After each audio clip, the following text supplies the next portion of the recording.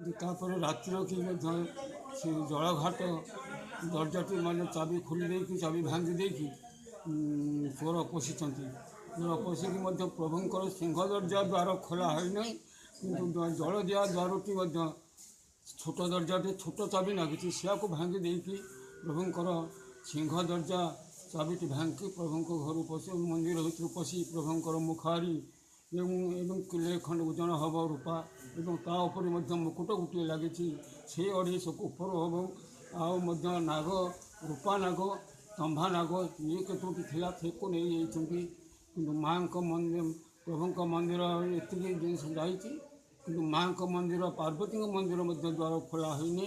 କିନ୍ତୁ ଦୁର୍ଗା ଦଶଭୁଜା ଦୁର୍ଗା ଦେବୀଙ୍କ ମନ୍ଦିର ଚାବି ଖୋଲି ଦେଇକି ତାଙ୍କ ମଥାରେ 250 ଓଜନ ମୁକୁଟ ମଧ୍ୟ ଲାଗିଥିଲା, ସେ ମୁକୁଟ ମଧ୍ୟ ନାହିଁ, ତାକୁ ମଧ୍ୟ ନେଇଯାଇଛନ୍ତି।